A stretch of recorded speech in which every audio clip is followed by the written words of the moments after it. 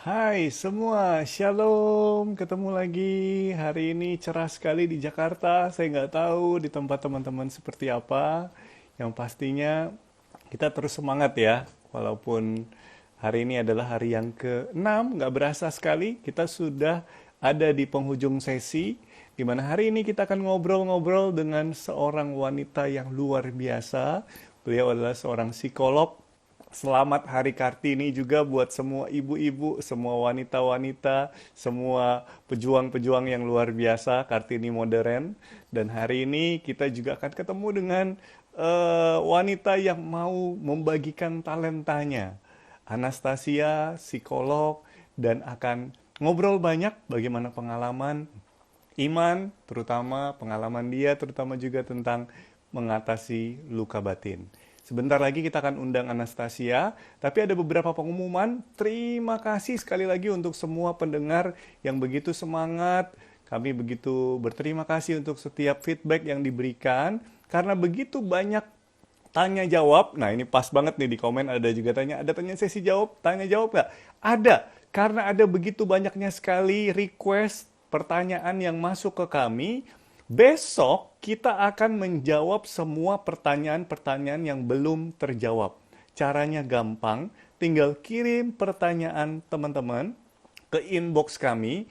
Besok akan dijawab oleh Pak Vincent dan juga dipandu oleh Bro Geri Hartono. Nah, ini flyernya ya. Tanya jawab Q&A live besok jam 1 siang juga. Ini adalah sesi tambahan. Kami bersyukur, kami berterima kasih. Ternyata pekerjaan Tuhan begitu luar biasa. Teman-teman begitu semangat, banyak sekali yang merasakan pemulihan, merasakan rahmat Tuhan, dan banyak pertanyaan yang belum sempat terjawab. Kita akan jawab besok di sesi Q&A. Oke, kalau gitu langsung aja kita akan undang Anastasia yang akan membantu kita hari ini untuk dari sisi psikologi.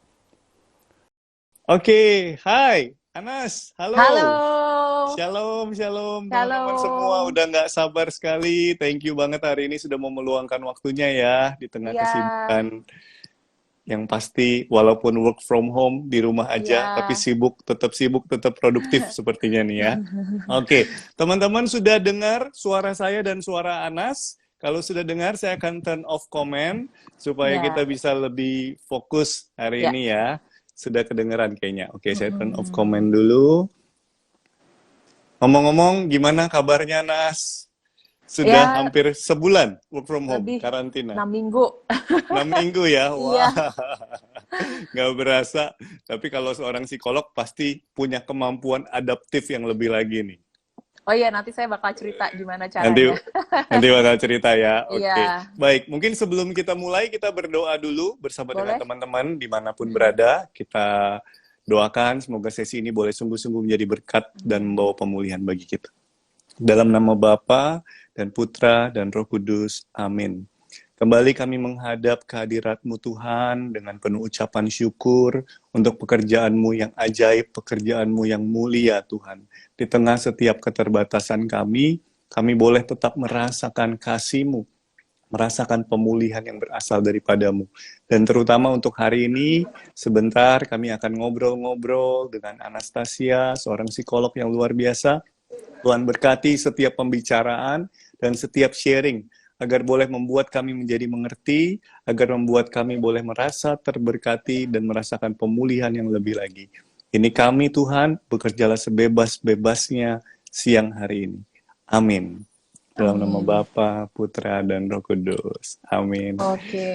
Anas, teman-teman udah Ya, excited banget loh. Pengen gitu ya. tahu, udah banyak banget pertanyaan yang masuk ke inbox Mm-mm. kami. Mungkin di awal boleh kenalin diri dulu ke teman-teman Oke. di sini, kesibukannya Mm-mm. apa, dan lain-lain.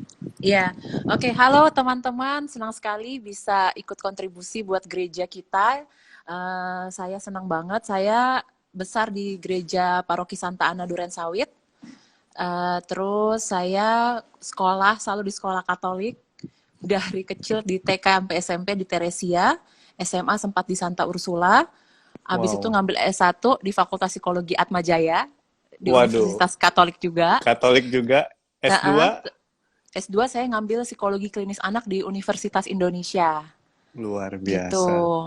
Terus Kelihatan dari sekarang, mukanya, muka-muka Sanur nih ya. oh iya, terus apa namanya? Terus saya udah tahun ini tahun keempat praktek sebagai psikolog. Tapi karena saya sendiri pernah mengalami depresi klinis umur 17 tahun, Mm-mm. saya juga sering sharing kayak gini di publik itu untuk mental health advocacy. Jadi untuk menceritakan tentang mental health, basic mental health. Tapi saya tidak menangani orang dewasa. Jadi kalau ada teman-teman yang butuh, nanti saya akan refer. Biasanya saya River. sendiri sampai hari ini saya sendiri pun sebagai klien pergi ke psikolog dewasa gitu. Karena Hmm. kita tidak seperti saya banyak belajar dari kehidupan di gereja bahwa kita tidak bisa menjadi pendoa untuk orang lain kalau kita nggak ada yang doain Yes, gitu. benar banget. Butuh Jadi saling buat mensupport gitu ya. iya, betul gitu. Dan juga nanti mungkin sambil cerita, saya juga bisa menceritakan pengalaman masa kecil saya, juga banyak hal-hal yang tidak menyenangkan, dan itu mempengaruhi kepribadian saya, dan bagaimana saya bisa bertumbuh, memulihkan diri yang masih berjalan sampai hari ini, tapi paling tidak saya sudah lebih punya kekuatan untuk bisa berbagi buat teman-teman Puji gitu. Tuhan. Oh Oke, ya, Nas. sehari-hari Mm-mm, saya mm-mm, praktek di sebelum pandemi. Sekarang jadinya online counseling. Saya praktek di Brawijaya Klinik Kemang, sama di Klinik mm. Prahati di Pluit. Itu juga klinik pelayanan Kristen. Jadi obrolan tentang antara spiritual dan psikologi itu makanan sehari-hari di klinik kami. Saya juga tergabung di jejaring psikolog Katolik Sekeuskupan Agung Jakarta. Karena waktu itu kami dikumpulkan karena Paus Fransiskus kan mengubah peraturan untuk pembatalan pernikahan. Jadi Mm. selain dari perspektif psikologinya, kami juga perlu tahu tentang konseling gerejanya juga. Gitu. Pas banget ya, nggak heran teman-teman. Mm-mm. Penasaran banget, excited banget pengen denger dari Anas. Nas, Mm-mm. mungkin di awal Mm-mm. pengen nanya sedikit gitu ya. Kemarin kan kita udah dengar tentang luka batin dari sisi spiritual. Kalau Iya. dari sisi psikologi pengen nanya, ada nggak sih orang yang nggak punya LB sama sekali? Ada beberapa yang penasaran Iya. gitu. Nah, ini pertama-tama perlu kita punya cara berpikir yang tepat, mindset yang tepat adalah kita mungkin nggak sih nggak pilek, nggak mungkin ya. Oke, ya, ya, ya. Ya, jadi dan kesehatan itu nanti kalau bisa saya kasih lihat gambarnya, kesehatan fisik, kesehatan mental, kesehatan spiritual, spiritual health juga lagi banyak dibahas. Kesehatan emosi itu sebenarnya suatu spektrum, kayak spektrum warna, atau kalau yang cewek-cewek tahu shade warna lipstick ya, ada yang merah marun, fuchsia pink, Banyak atau yang banget warnanya cowok-cowok, ya. atau yang cowok spektrum warna motor gitu kan dari abu-abu, putih, abu-abu gelap, hitam gitu. Jadi itu semua itu gradasi gitu. Sama seperti kalau kesehatan fisik itu kita bisa awal-awal tuh kayak radang tenggorokan tuh nggak enak gitu kan, kayak habis makan banyak gorengan. Kalau kita sadar, kita langsung aware, oh kayaknya saya perlu lebih banyak minum nih. Atau saya perlu minum vitamin C, atau saya butuh tidur lebih banyak supaya sakitnya itu nggak Cepat recover. berlarut-larut. Cepat recover. Kalau kita sudah ada kesadarannya, kita cepat cari cara untuk membantu kesehatan fisik kita. Tapi kadang-kadang nih biasanya teman-teman kalau yang masih lagi kuliah kan, kita biasanya lagi banyak deadline, ntar deh biarin aja dulu yang penting tugas kelar gitu kan. Terus kita kurang mempedulikan kondisi kesehatan fisik kita. Jadi yang tadinya cuman kayak nggak enak, lama-lama tuh sampai kering, tuh suatu hari kita bangun pagi nggak ada suaranya. Nah, Pernah pas tuh kalau begitu. kalau nggak ada suaranya, biasanya kita butuh antibiotik ya. Saya Februari lalu sempat sampai kayak gitu juga. Nah, kalau antibiotik itu bisa nggak kita dapat sendiri? Nggak Nggak bisa bisa, kan? betul. Jadi kita harus pergi ke profesional di bidang kesehatan fisik, Yes. yaitu dokter. Sama seperti misalnya teman-teman, biasanya nih kalau di usia-usia kita, menganggap masih muda, itu awal-awal triggernya itu atau kita sadar luka batin bisa jadi kita tuh lagi dikecewakan pasangan, Putus patah cinta, hati, patah ya. hati, ya, ya. Saya juga tahun lalu saya sempat ngajar di Fakultas Psikologi Atmajaya sebagai dosen. Saya bilang saya itu tidak pernah anggap remeh patah hati. Gitu, karena patah hati yang tidak tertangani, tidak terkelola itu bisa menjadi trigger awal kesehatan mental kita makin drop, bahkan nanti di suatu hari kita jadi nggak, maksudnya, dan ada durasinya. Nah mungkin itu yang akan saya ceritakan karena ini sisi manusiawinya. Misalnya 2 minggu nangis-nangis itu wajar, Sebulan Oke. nangis, asal masih bisa ke kampus itu wajar. Cari teman buat curhat, berdoa juga sama Mm-mm. Tuhan, apakah ini jodohku gitu ya. Eh, eh, Terus, tapi kalau sudah 3 bulan, nggak ada semangat buat hmm. berkegiatan, nggak ada energi, bener-bener dipaksa juga nggak bisa. Bahkan untuk mandi aja nih, jarak dari tempat tidur ke kamar mandi itu udah berat sekali, bahkan udah nggak Hmm. nafsu makan. Nah, itu yang seperti saya bilang, kalau lagi sakit tenggorokan, udah butuh antibiotik, alias udah butuh penanganan profesional gitu. Hmm. Bisa ke psikolog dulu, lalu nanti saya ceritain bedanya psikolog sama psikiater. Gitu dulu kali Nah, ya.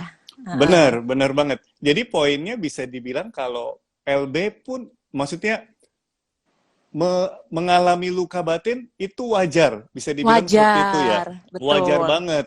Yang penting kita aware bahwa kita Iya, mengalami itu, gitu iya, kan? Kayak tadi yang Anas bilang heeh. ya. Dan kemudian Iya, setelah itu apa namanya? Setelah aware, kalau mm-mm, seandainya lagi mengalami patah hati atau mengalami satu masalah, mm-mm. sebenarnya sedih dulu nggak apa-apa.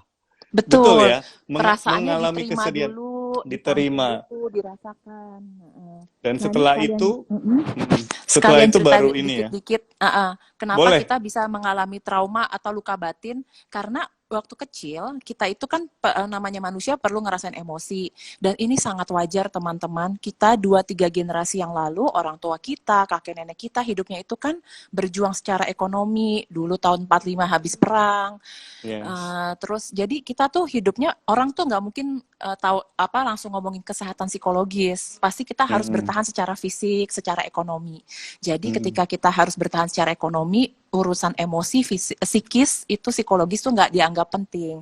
Gitu. Jadi sangat Mm. wajar kalau hampir kita semua punya keterlukaan emosi, punya luka batin karena kakek nenek dan orang tua kita harus survive secara ekonomi dulu. Kita harus hidup dulu gitu. Nah di zaman sekarang ketika kita udah cukup lebih stabil gitu ya, ya nggak pernah ideal banget lah, tapi kita maksudnya buat teman-teman yang udah nggak Udah harus mikirin better besok gitu ya. makan apa, kalau Mm-mm. kita udah nggak harus mikirin besok makan apa, kita baru lebih aware sama emosi kita. Nah jadi bayangin orang tua kita itu nggak tahu nih kalau dulu anaknya nangis itu harus diapain. Jadi mungkin semua Mm-mm. orang ngalamin, orang tuanya bilang either ya udah kamu nggak usah nangis gitu, kayak gitu aja nangis kayak gitu, Mm-mm. atau kayak lebay banget kayak gitu. Nah, sementara karena aku psikolog anak, sementara anak-anak itu perlu ketika dia ngerasa kita namanya validasi emosi atau kita ngulang, oh kamu sedih mainannya diambil sama kakak, oh kamu Mm. sebenarnya nggak suka makan ini gitu ya. Hal-hal yang kita pengen Mm. juga didapatkan dari pasangan kita. Makanya Mm. trigger luka batin sama orang tua itu kebuka kotak Pandoranya itu ketika kita punya hubungan romantik gitu. Nanti mungkin aku bisa ceritain Mm. apa sih Mm. hubungannya antara hubungan romantik dengan pengalaman masa kecil. Karena waktu temenan doang, it's very okay. Everything seems smooth. Mm. Begitu salaman, iya jadian, wah insecure keluar, overthinking keluar, dan itu Mm. menjelaskan bahwa ada pengalaman masa lalu yang perlu kita pulihkan. Mm. Nah itu gimana tuh untuk ongoing progressnya, Mas? Iya, eh, langkah pertama dari memulai proses pemulihan kalau secara psikologis adalah menyadari. Kayak Mm. misalnya aku tuh waktu SMP mukanya jerawatan banget. Jadi menyadari oh ya saya punya jerawat ya. Terus Mm. ini bisa sendiri kayak pakai salep-salep beli di Guardian gitu, Mm. atau saya harus pergi ke dokter gitu. Kadang kita juga coba dulu sendiri baca-baca artikel tentang Yes. kesehatan mental. Tapi ya tadi ada durasinya. Kalau dalam sebulan, 3 bulan tidak ada progres, bukan langsung hasil loh ya, Mm. progres Mm. gitu. Sama aja Mm. kayak kita mencoba kurusan, tapi kalau sendiri kok nggak ada progres ya. Maksudnya nggak ada penurunan 1 kilo, ya mungkin kita perlu pergi ke dokter Perlu gizi gitu, dibantu. perlu Heeh. dibantu gitu. Dan Betul betul. bahwa kita juga perlu menyadari kita mungkin datang dari budaya dan keluarga yang tidak mengizinkan kita untuk menjadi lemah. Kita pikir Mm. ketika kita menceritakan emosi itu kita lemah. Karena itu hasil conditioning atau pembentukan orang tua kita.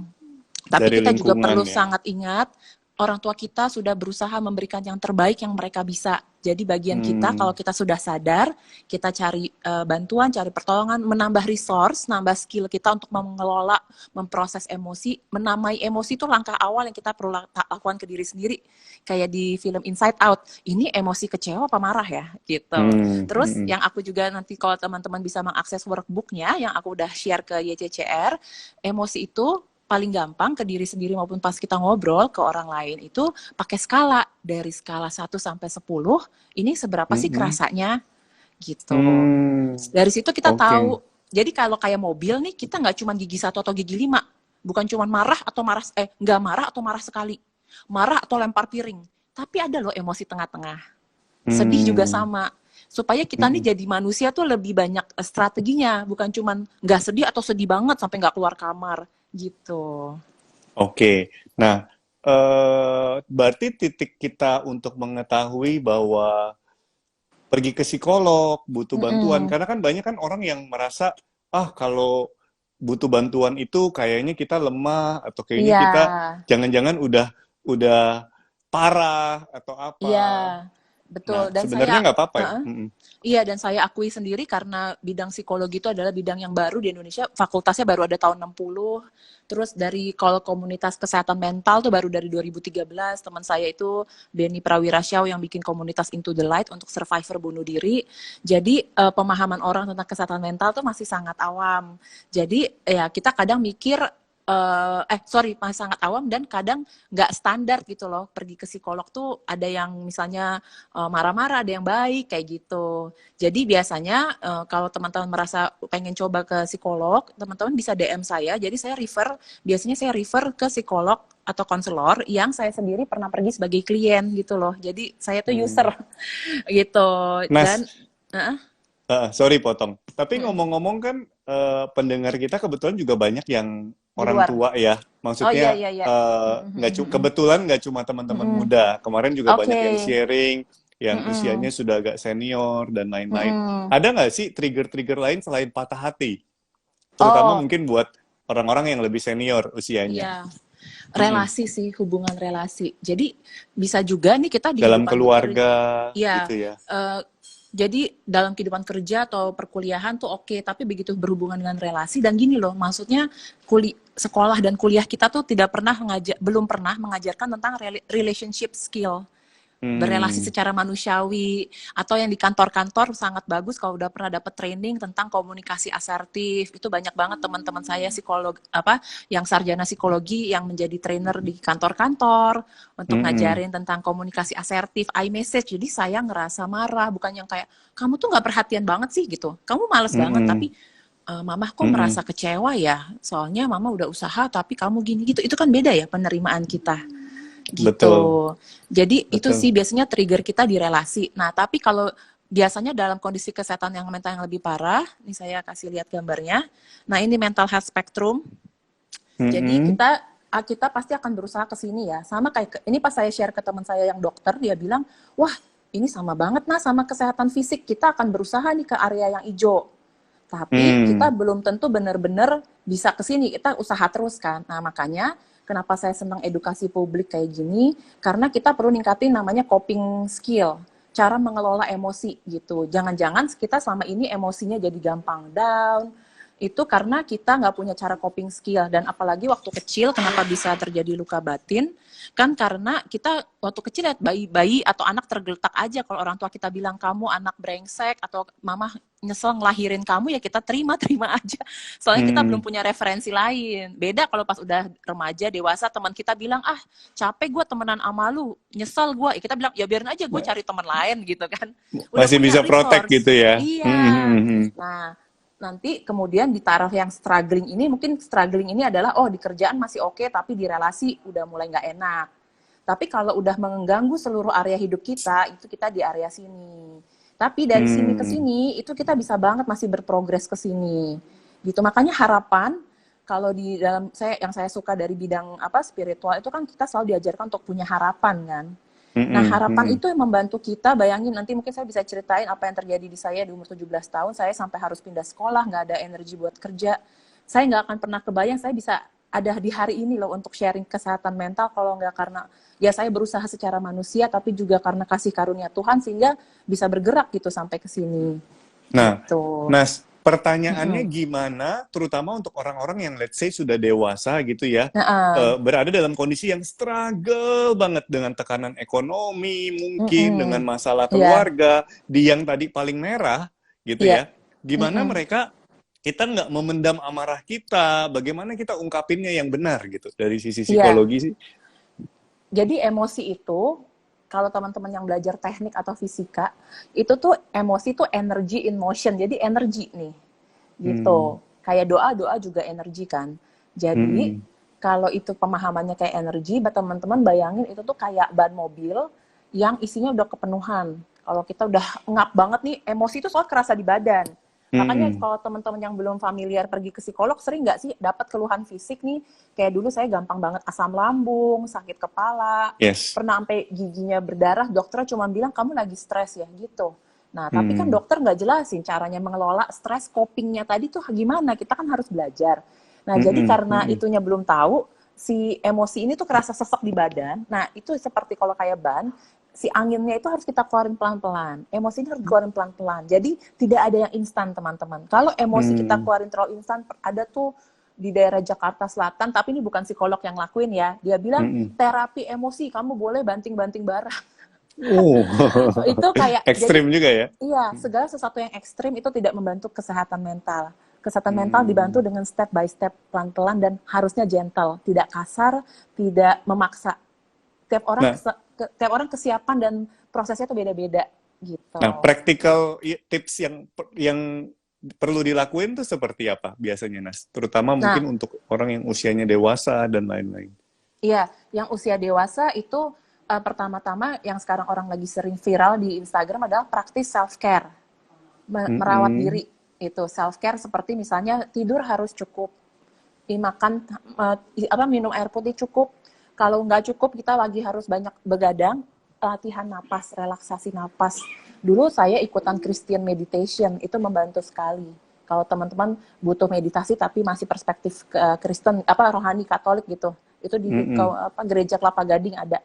Yes, Nah, saya itu juga kita, pernah ikut itu. iya, Hmm. itu chanting Maranatha sambil nafas. Kuncinya tuh di nafas. Yes. Karena gini teman-teman, tahu lagunya Taylor Swift yang Shake It Off nggak? Hmm. Hmm. Binatang tuh nggak punya luka batin loh, nggak punya trauma. Tahu nggak kenapa? Oh, Karena kenapa tuh? kalau teman-teman nonton National Geographic, tiap kali binatang ini dideketin mangsanya, kan udah sangat menegangkan tuh ya. Hmm. Tapi begitu si mangsanya nih lewat, dia diam terus dia gerak-gerakin badan, shake it off. Jadi Oh. untuk kita juga rilis emosi, kita cari lagu yang menyenangkan, yang enak, kita gerak-gerakin badan kita. Abis itu kita rasanya lebih enak. Makanya olahraga pun, tapi olahraga yang kita suka ya, itu ngebantu kita untuk rilis emosi. Gitu. Salah Karena satu tipsnya adalah dengan gerakan fisiologi itu gitu ya. iya langsung kayak gerak-gerak, atau misalnya Hmm. teman-teman menghadapi bos yang menyebalkan, atau mau pulang ke rumah menghadapi situasi yang keluarga enak, sebelum masuk rumah tuh gerak-gerak dulu gitu, terus baru masuk ke rumah. Tapi Apalagi emang sih, ditambah dengan berdoa. benar-benar selain berdoa, memang dengan olahraga, nge-gym itu Iya, sangat membantu juga supaya kita jauh lebih iya, tenang dan lain-lain gitu ya. betul.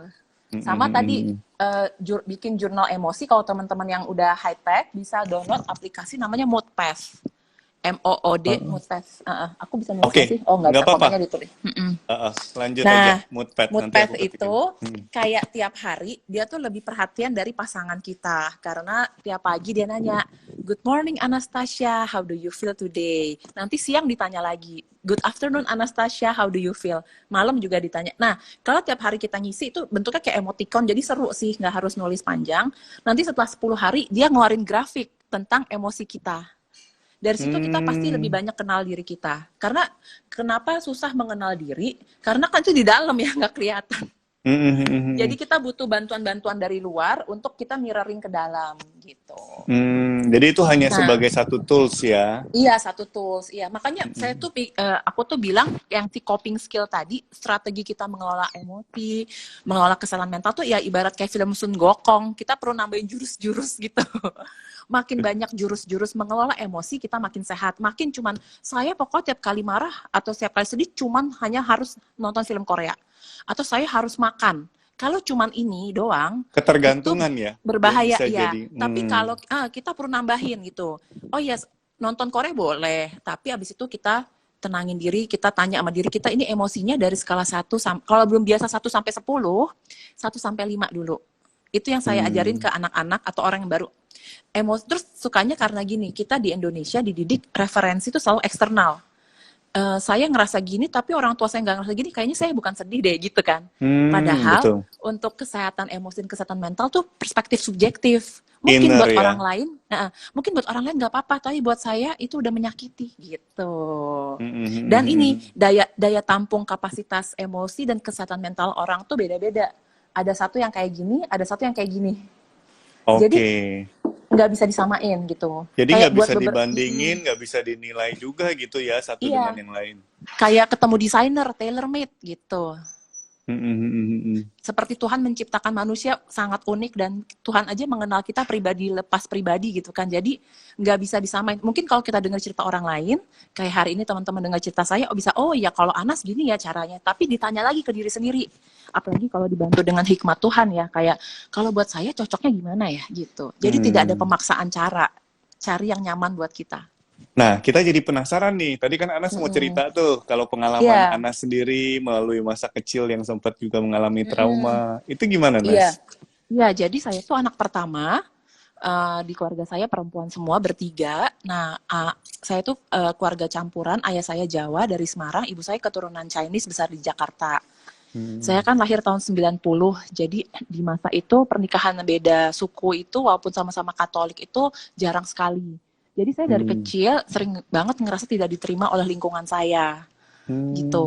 Hmm. Dan ternyata ibu saya tuh cukup stres waktu hamil saya karena cuma beda 3 bulan dari setelah menikah, itu kan adaptasi luar biasa Iya, gitu. iya. Makanya ketika sekarang saya jadi psikolog anak dan dari literatur yang ada tuh kalau bisa setahun pertama setelah menikah itu jangan langsung punya anak karena itu fase adaptasi berdua dulu Hmm. gitu.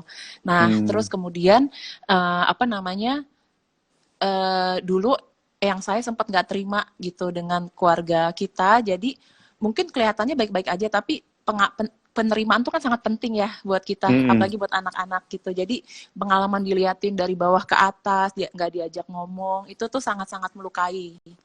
Nah, Hmm. kemudian memang by riset, anak pertama itu memang jauh lebih mudah cemas dibanding anak kedua dan ketiga. Logikanya, karena orang tuanya kan belum punya pengalaman.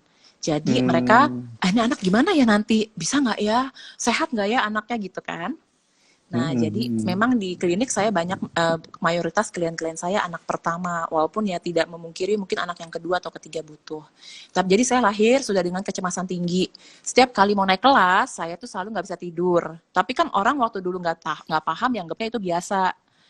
Dan dulu saya tuh tangannya selalu keringetan basah Hmm. karena cemas. Jadi kalau ulangan di sekolah itu harus pakai tisu, kalau nggak kertasnya bolong.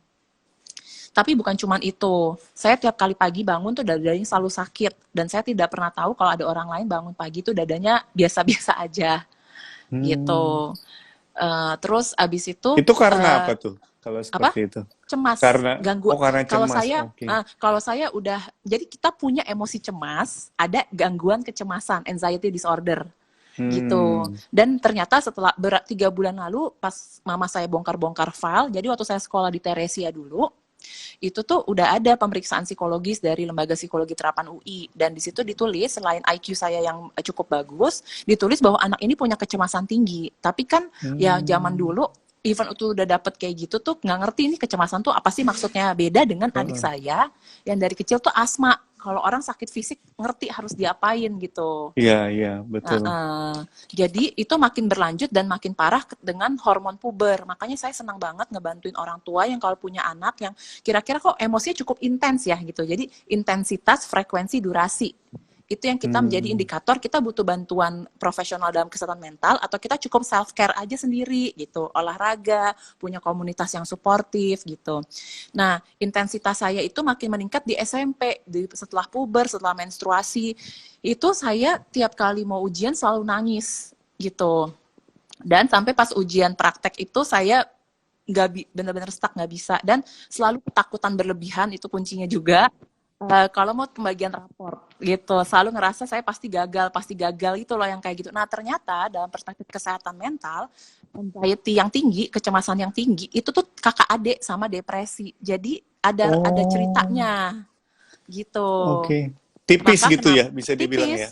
Ya itu tadi dari Hmm. sakit tenggorokan jadi radang atau dari sakit sesek paru-paru sampai bronkitis tuh dekat gitu. Hmm. Hmm. Hmm. Maka kalau kita sadar itu dari mulai pengelolaan emosi atau udah ada tendensi overthinking, kecemasan tinggi. Nah, itu perlu kita maintain supaya tidak sampai menjadi depresi. Tapi kalaupun sampai depresi itu juga bisa dibantu gitu.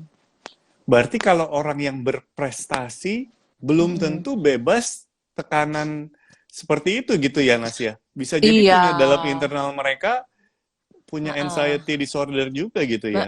Sama ini tipe kepribadian. Saya tuh cenderung dulu tuh anaknya mendem. Kan ada orang yang kalau marah eksternal. Nah, itu juga ada isunya. Jadi gini, saya suka bercanda, Nah, tapi gimana ini tuh? beneran. Itu menarik sekali. Kesehatan mental itu tuh kayak lagu dangdut Vetivera, kalau teman-teman tahu.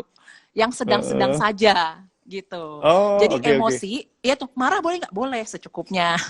Sedih boleh nggak? Boleh secukupnya. Kalau itu terlalu intens, tapi jangan juga pura-pura ya. Oh ya, kalau yang sehat katanya yang emosi biasa aja. Jadi dibuat-buat gitu ya. Dan saya sendiri karena saya kerjanya bareng sama anak-anak, saya harus ekspresif gitu, nggak bisa mateks-mateks aja gitu. Nah, itu apa namanya, kalau emosi kita yang terlalu intens ke kiri atau intens ke kanan gitu, jadi semua dipendem, itu juga nggak baik. Tapi ada yang perlu kita pendem, ada yang kita ceritakan ke orang lain, atau semua kita jeder-jederin ke orang sampai piring-piring berterbangan gitu kan. Nggak sehat juga gitu. Jadi tengah-tengahnya itu yang kita mau cari. Nah, Ana sendiri pernah nggak punya pengalaman ngehandle yang luka batin berat dan gimana cara mengatasinya? Iya, kalau saya sih karena saya menanganinya anak-anak sampai remaja usia 18 tahun, jadi saya bertemu dengan remaja-remaja yang sudah mengalami depresi. Jadi misalnya itu juga datang dari sekolah-sekolah favorit ataupun sekolah dipaksa orang tuanya, tapi itu ada satu masa di dalam hidupnya dia nggak punya energi buat beraktivitas gitu. Dan puji Tuhan zaman sekarang anak-anak remaja udah cukup aware tentang kesehatan mental, jadi mereka yang bisa bilang ke orang tuanya, saya butuh dibantu sama psikolog, kayak gitu. Dan ini bukan males, kadang-kadang kalau lagi kayak gitu kita pikir kita males, padahal itu udah termasuk kondisi yang perlu dibantu. Bedanya psikolog sama psikiater apa ya, Nas? Tadi sempat sounding. Iya, jadi kalau psikiater itu pendidikannya itu kedokteran umum, jadi psikiater itu membantu dengan obat. Karena nanti aku bisa ceritain depresi itu ngaruh bukan cuma bahkan depresi itu bukan kurang iman. Bahkan mungkin orang-orang dengan kecemasan tinggi adalah orang-orang yang sangat taat beribadah dan sangat taat dalam kegiatan spiritual karena mereka tuh tahu bahwa saya tuh nggak bisa sendirian gitu. Saya tuh terlalu takut kalau saya sendiri. Jadi dulu saya tiap pagi aja sering ke kapel di Santa Ursula tuh buat tiap pagi berdoa dulu sebelum ada ulangan hari ini kayak gitu. Nah, terus apa namanya? Tadi apa pertanyaannya? Bedanya sama psikiater. Nah, jadi ketika kita memang kekurangan serotonin, makanya juga ada makanan-makanan yang bisa menambahkan mood kita. Sekarang saya minum vitamin namanya magnesium dan kalsium magnekal, itu ternyata bantu mood banget dan bantu fokus juga. Jadi kita harus holistik, makanya penjelasannya tuh gitu nanti kalau baca teman-teman di workbook yang saya bikin. Nah, kalau psikiater gitu. Kalau psikolog, itu pendidikannya dari psikologi, kita melihat bagaimana perilaku, emosi, dan cara berpikir. Gitu. Jadi ketika mengenali diri untuk tahu emosi kita gimana, menambah strategi tadi.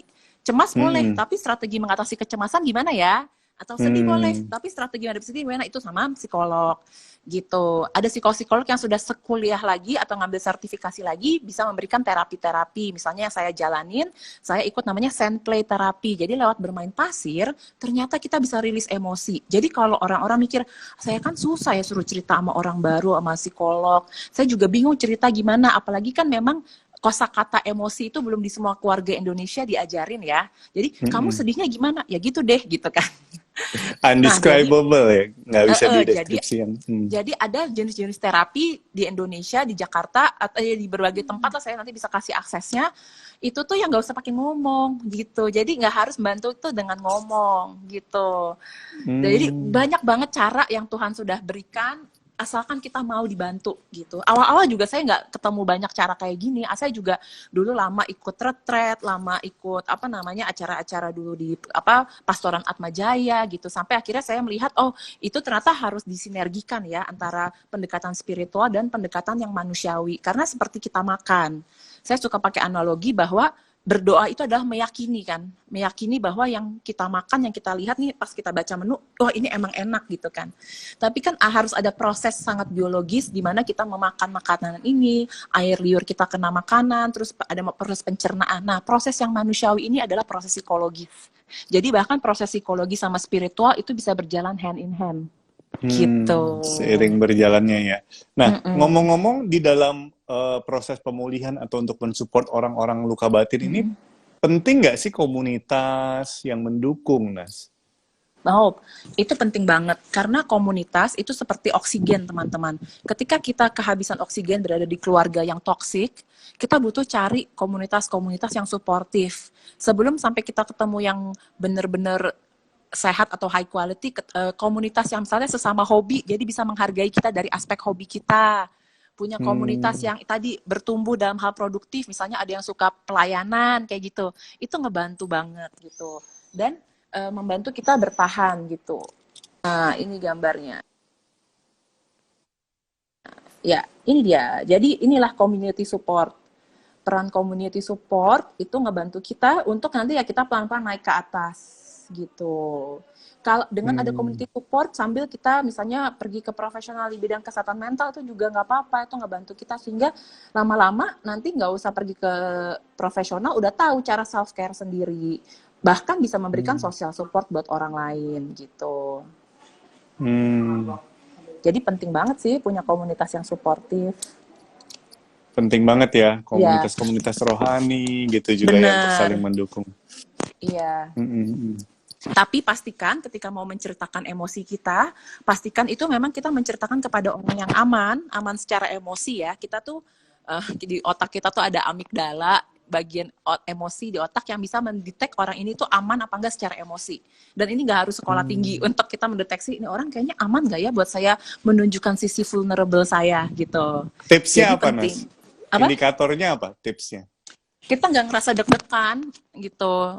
Nyaman. Jadi gitu. Nyaman gitu ya untuk mencerita. Rasanya untuk aman. Jadi gini loh, analoginya kalau kita cerita itu kayak kita lagi main outbound, kita nih ngegeletakin ke belakang ini dia itu nampung apa enggak gitu. Kalau kita udah cerita panjang lebar terus dia cuma kayak pupuk kayak masalah gue lebih berat gitu, kayak lebay banget tuh. Ya teman kayak gitu di-delete aja dari kesempatan untuk menceritakan gitu ya. Oke. Iya, bahkan aku kalau misalnya dari acara hari ini teman-teman misalnya pengen dibantu untuk belajar skill tentang basic listening skill. Jadi kan sekarang banyak jadi peer counselor kan, bagaimana menjadi teman yang bisa mendengarkan orang lain, karena hanya dengan didengarkan saja the power of good listening itu udah meringankan beban kita gitu. Dan itu kan ada spektrumnya juga kan, di titik mana itu bisa dibantu dengan teman, di titik mana dibantu sama komunitas, di titik mana dibantu profesional. Jadi ini kita sebenarnya satu hulu ke hilir gitu. Sama-sama bisa saling bantu hanya dengan kita berlatih basic listening skill. Nah, kalau di kondisi kayak begini, apalagi kita kan sekarang sekeluarga di rumah aja gitu ya. Kadang tekanan kan jadi meningkat kan. Wow, yang kadang, luar biasa. Yang saya kadang juga pulang ke rumah orang tua saya. Yang kadang luka batinnya sudah mulai membaik karena hanya satu isu sensitif, hanya karena satu trigger itu bisa jadi suasana langsung up and down lagi, bergejolak lagi. Nah, itu gimana tipsnya buat menghadapi kondisi seperti itu, Nas? Nah, itu yang tadi dibilang, saya bahkan dari minggu pertama karantina, saya konseling sama psikolog saya seminggu sekali. Karena buat bertahan di kondisi dengan beragam orang, dengan tiap hari ada perubahan, itu nggak mudah gitu. Dan masker oksigen, kayak ini tuh, masker oksigen mental health itu harus kita pakai dulu buat diri kita sendiri sebelum kita membantu orang lain. Karena kadang-kadang kita juga punya savior syndrome, pengennya nyelamatin orang lain, tapi kita nggak bisa nyelamatin orang lain sebelum kita menyelamatkan diri kita sendiri dulu. Bukannya egois loh, tapi healthy boundaries. Misalnya, yaitu pulang ke rumah, sangat bersyukur kalau teman-teman punya kamar sendiri. Itu akan sangat membantu. Terus misalnya cerita what to expect gitu, kayak oh ya saya seharian harus kerja karena namanya work from home, bukan lagi liburan kan. Gitu. Jadi saya cuma bisa bareng tuh misalnya pas lagi makan gitu. Jadi di jam-jam lain saya mesti di kamar mesti kerjain tugas gitu. Jadi ada boundary-boundary yang perlu di set up Iya, juga gitu ya. iya, itu bisa satu satu topik sendiri itu spesifik tentang berkomunikasi dengan orang rumah tentang healthy boundaries. Tapi sambil juga walaupun kita badannya di rumah, cari teman-teman, kontak dengan teman-teman atau komunitas yang suportif gitu. Karena itu penting Hmm, banget gitu. Seperti apa quotes-nya Kartini yang hari ini sedang kita rayakan, tubuh boleh terpenjara tapi pikiran dan jiwa bisa bebas sebebas-bebasnya gitu. Jadi hmm, kita perlu cari resource lain. Oh, teman-teman yang punya hobi, itu hobinya itu akan berguna buat kesehatan mental di saat-saat kayak gini benar. gitu. Nah, terus Mm-mm. ada pertanyaan lagi nih, Nas. Mm-mm. Kalau let's say misalkan luka batin itu disebabkan dari family atau dari Mm-mm. orang-orang terdekat, biasanya kan Mm-mm. seperti itu. Iya. Sedangkan yang namanya family, yang namanya relasi, suami Mm-mm. istri, itu kan kita nggak bisa buang Iya, dalam tanda kutip gitu ya. Nah, betul. gimana kita cara mengatasinya? Iya, pertama adalah menyadari dulu kalau suka ada tuh lingkaran hal apa yang kita bisa kontrol, hal mana yang tidak bisa kita kontrol.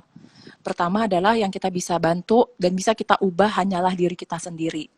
Bahkan, kalaupun itu pasangan, orang tua, atau anak kita tidak punya kuasa untuk Jadi, mengubah mereka. misalkan relasi suami istri ada Mm-mm. satu yang terluka karena sikap kasar dan lain-lain, kita harus sadar bahwa Mm-mm. itu nggak ada hal-hal tertentu yang kita nggak bisa ubah gitu ya. Dan kita bukan, itu di luar kontrol kita. Jadi yang Hmm, kita bisa ubah diri kita sendiri gitu. Kemarin waktu saya sempat hari Senin, saya jadi suka live Instagram gara-gara di rumah. Saya sama adik saya sharing tentang it's okay to ask for help. Bahkan teman-teman yang ikutan tuh sharing betapa ketika kita fokus hanya memulihkan dan mengubah diri kita, lingkungan kita berubah. Tapi jangan di-expect, jangan diharapin dari awal. hmm. Gitu. Jadi poinnya adalah kita harus mengubah diri kita sendiri yang kita bisa Iya. kontrol, tetapi jangan Mm-mm. expect orang lain Mm-mm. berubah karena kita berubah gitu ya. Iya, dan ini bahwa kita, jadi gini, makanya kita perlu paham emosi itu spektrum juga. Jadi bukannya benci atau rindu gitu ya. Kita bisa mencintai keluarga kita dan kita juga bisa terluka karena mereka. Kita bisa sangat Hmm, mencintai keluarga kita, tapi kita tidak ingin mengulang apa yang mereka lakukan ke kita. Jadi emosi itu comes in between gitu. Jadi itu yang hmm, perlu kita sadari, ada abu-abunya ini. It's not, ini bukan hitam putih, ini abu-abu. Karena manusia selalu ada sisi abu-abu yang situ gitu. Dan bertumbuh dari kekuatan kita dan step by step tadi itu. hmm. Iya, iya, iya. Ada cerita lagi, Nas, atau materi yang ingin disampaikan buat kita siang ini? Mm-mm. Yang aku lakukan untuk pemulihan itu adalah, pertama aku sangat punya savior syndrome. Karena relasi di keluarga yang gak harmonis bikin aku ngerasa aku tuh orangnya apa-apa salah aku gitu. Jadi kan kayak terlalu Menyalahkan memasukkan, diri sendiri iya, ya.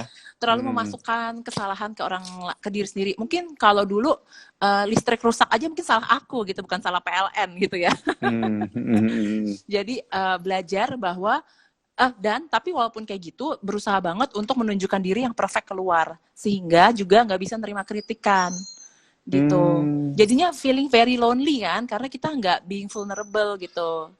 Nah, itu jadinya capek kan, jadi diri yang kayak gitu tuh capek gitu. Nah, jadi yang saya lakukan yang membantu pertama-tama adalah bertemu dengan orang yang bisa mendengarkan cerita saya karena kalau cerita sama orang yang bukan ahli di dalam kesehatan mental, itu mereka cuma bilang gini, "Ya, kamu harusnya bersyukur dong jadi anak udah dibayarin sekolah, udah gini, kamu harusnya bersyukur." Nah, orang kayak gitu dihindari ya, teman-teman. Itu nggak membantu kesehatan mental kita. Tapi Eh, bertemu dengan orang yang bisa, "Jadi sedih banget ya jadi kamu ya." Berarti mendengarkan ya, berat dan empati gitu loh, berat merasakan. ya. Hmm, hmm, Heeh. Berarti nggak mudah ya jadi posisi kamu. Wah, itu langsung biur gitu kan. Nah, dari momen hanya didengarkan aja karena kita basically bagian dari alam seperti pohon kelapa tidak perlu marahin, dicaci maki, diancam, apalagi dipukulin untuk menjadi pohon kelapa yang tingginya 2 meter. Kalau dia hakikatnya memang menjadi pohon yang besar, manusia juga gitu. Hanya dengan didengarkan dengan orang yang mampu menerima kita tahu abis itu jalan untuk bertumbuh tuh kayak gimana. Lalu dari situ mulai perlahan-lahan kayak ada keinginan untuk kayaknya ada hal bagus dalam diri saya ya karena tadi saya nggak bisa lihat hal positif dalam diri saya. Jadi walaupun orang lain bilang, jadi waktu saya SMA itu setahun sebelum saya depresi saya juara 1, tapi rasanya kosong gitu. Nah sekarang saya belajar bahwa dalam keadaan tidak sempurna pun, misalnya sekarang berat badan saya naik, atau saya tidak bekerja, saya tetap berharga sebagai manusia gitu. Dan di momen-momen awal, waktu saya umur 17 tahun, di momen-momen awal ketika saya tidak bisa melihat hal positif apapun dalam diri saya, tapi saya punya rasa di dalam diri itu, betapa saya dicintai Tuhan. Dan itu menyelamatkan Hmm. hidup saya gitu, dicintai Tuhan yang secara personal, bukan hanya ritual. Dulu waktu saya depresi, banyak orang yang nyaranin, udah rosario aja lah, mohon maaf, gosok gigi aja kagak ada energi, suruh rosario nggak ada energi. Gitu. Jadi, tapi begitu kesehatan mental naik, kegiatan spiritual juga ngebantu. Jadi itu kayak apa, saling berhubungan Saling gitu. berhubungan ya. Nah, Mm-mm. ketika kita sudah merasakan cinta Tuhan, tentunya kan kita Mm-mm. diusahakan untuk bergerak untuk mengampuni. Dari kemarin Mm-mm. rekoleksi ini juga bercerita Mm-mm. atau kita percaya bahwa pengampunan itu menyembuhkan gitu. Nah, gimana Mm-mm. cara untuk melepaskan pengampunan itu sendiri, Nas? Iya, kalau ini yang saya omongin bisa jadi agak berbeda, tapi ya nanti Mm-mm. teman-teman bisa melihat sendiri bahwa yang dicintai itu kita juga perlu namanya apa ya, berkubang, maksudnya bukan berkubang, emerge in this love gitu. Cinta itu perlu dirasakan, dinikmati gitu. Jadi proses pertama, jadi ketika kita, jadi gini, yang bikin kesehatan mental juga makin menurun adalah keharusan-keharusan. Jadi kalau kita Hmm. udah salah, terus pokoknya harus maafin, pokoknya Desember ini harus bisa maafin gitu. Saya belajar banget bagaimana letting go keadaan keluarga saya, bahwa saya tidak bisa menyelamatkan mereka. Wah, itu pakai nangis-nangis, tapi that moment melepaskan ekspektasi juga menyembuhkan gitu. Dan paling Hmm. sering karena kita surviving dari keluarga, kita juga banyak keharusan-keharusan di diri kita gitu. Jadi melepaskan dulu ekspektasi-ekspektasi itu dan Hmm. benar-benar berelasi sama Tuhan secara personal, karena kalau dari saya pribadi, Tuhan yang saya rasakan adalah Tuhan yang menerima gitu. Dan jadi saya juga belajar menerima diri saya yang hari ini. Kan kadang-kadang kita suka gini ya, kemarin kok udah oke, hari ini moodnya nggak enak lagi, dasar gimana sih lu gini-gini gitu, ngomong ke diri sendiri gitu kan. Eh, Tapi cinta Tuhan aja, kayak firman Tuhan aja baru setiap hari yes. gitu. Jadi cinta Tuhan juga yang memampukan kita menerima diri kita hari demi hari. Saya nggak bisa, bahkan kalau belum bisa menerima dan mengampuni kita yang dulu atau orang-orang dulu, yang hari ini dulu aja.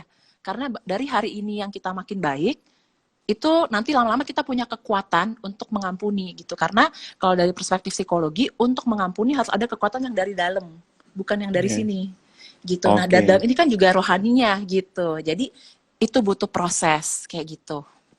Jadi bisa dibilang pengampunan itu untuk diri sendiri dan untuk rohani kita ya. Kita Mm-mm. nggak ekspektasi orang yang kita maafkan untuk Iya, berubah, tapi karena memang itu betul-betul untuk internal kita. iya.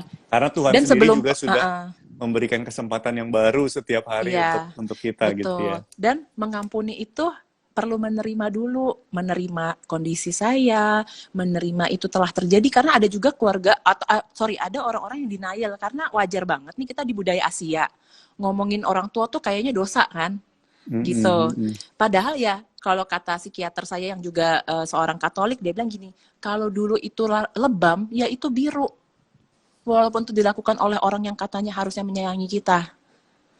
Jadi Iya. terima, ya ini lebam, ini sakit ya, tapi sekali lagi perlu banget bercerita dengan orang yang tepat. Saya tidak menganjurkan teman-teman misalnya sharing di Insta Stories, tahu nggak sih bapak gua gini-gini gitu tuh, nggak gitu. Tapi cari orang yang aman.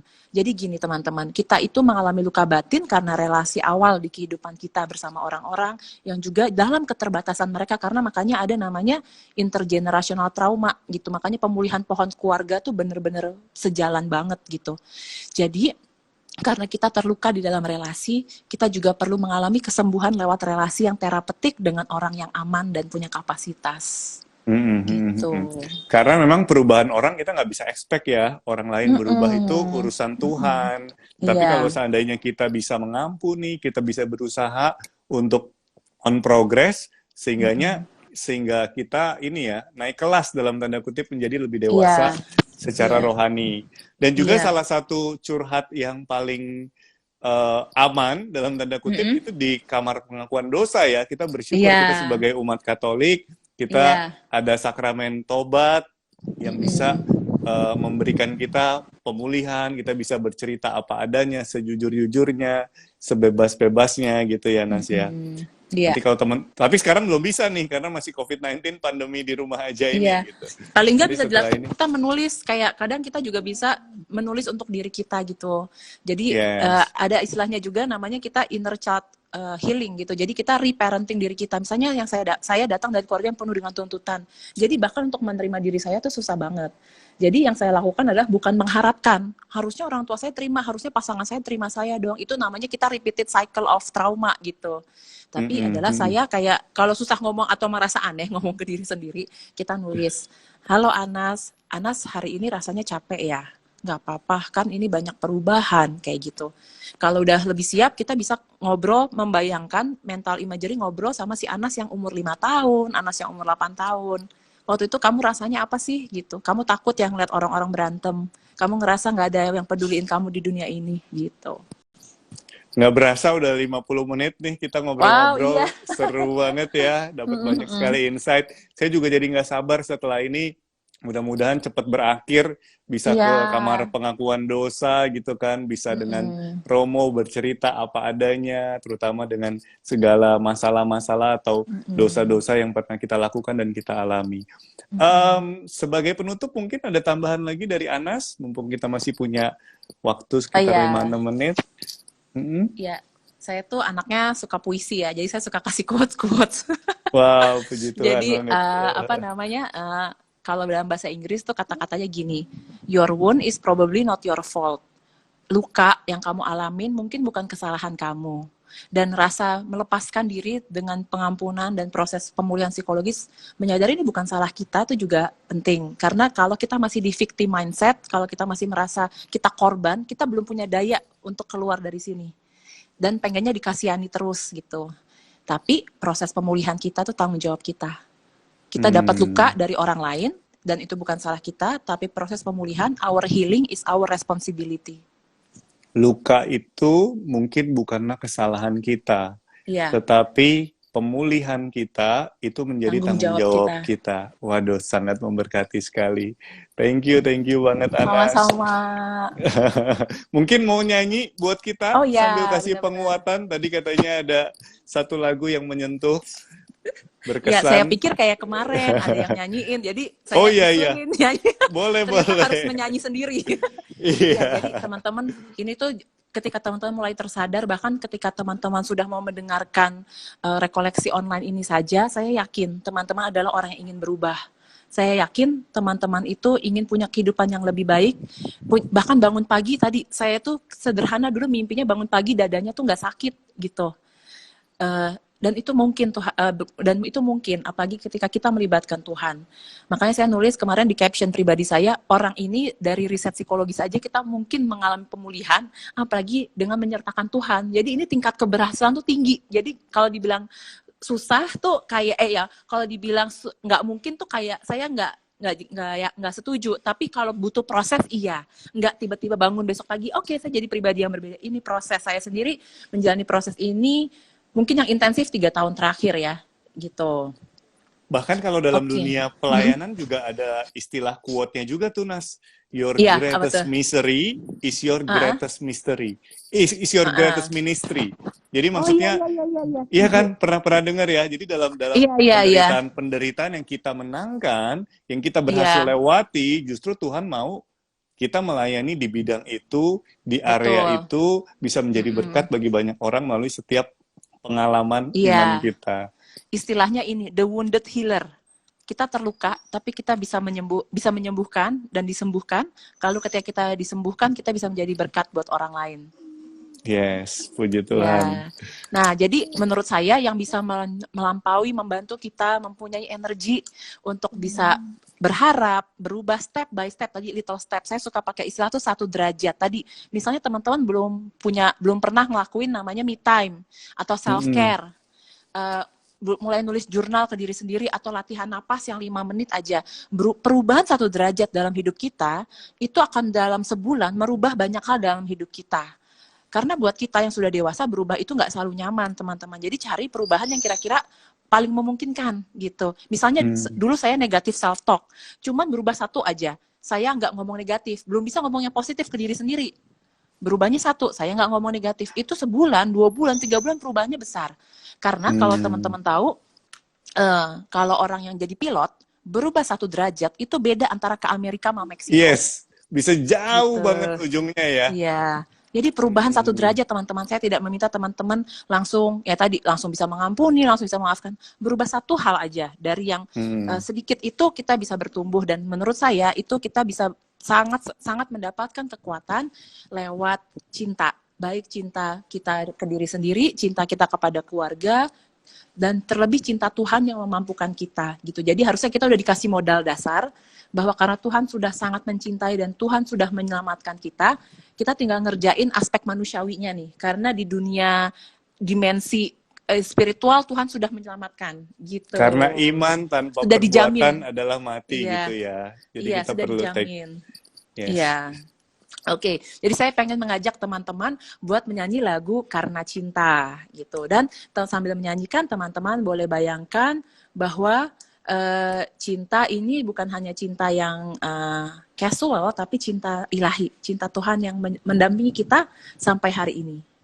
Oke, sambil tutup dengan doa juga kali ya? Boleh.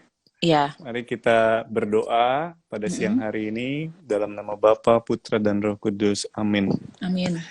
Tuhan, terima kasih Tuhan, segala pujian syukur hanya bagi nama-Mu, untuk kebaikan-Mu Tuhan, untuk penyertaan-Mu, terutama untuk rekoleksi ini Tuhan, kami boleh mendengarkan sharing demi sharing, kami percaya ini bukanlah suatu awal, ini adalah satu proses yang terus kami jalani Tuhan, kami mau lebih baik 1 derajat saja sehari demi sehari, bukan karena kekuatan kami, tapi karena Engkau yang memampukan kami, karena cinta-Mu yang kami rasakan, sehingga kami boleh memiliki kemampuan untuk mengampuni.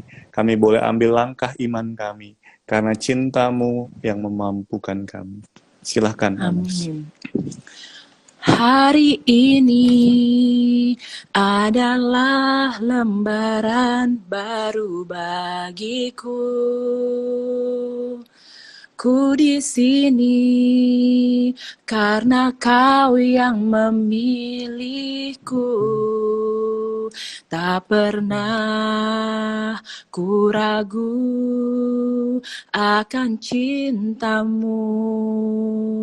Inilah diriku dengan melodi untuk-Mu.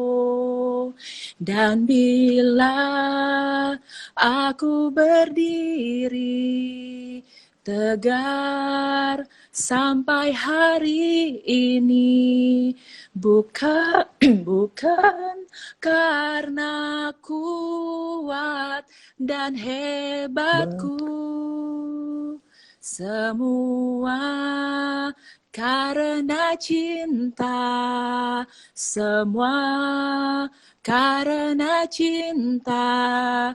Tak mampu diriku dapat berdiri tegar. Terima kasih cinta.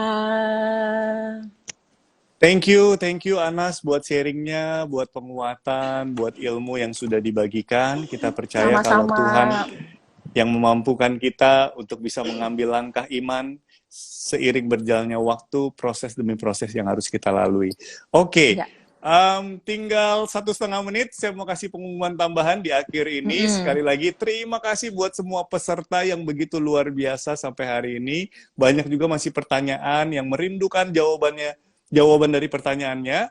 Besok ada sesi tambahan, yaitu sesi tanya jawab bersama dengan Pak Vincent dan Brother Gary. Ini flyernya. Jam 1 siang kita akan menjawab pertanyaan-pertanyaan yang belum terjawab. Dan juga buat yang mau dengarkan siaran ulangnya, bisa subscribe di YouTube YCCR Jakarta.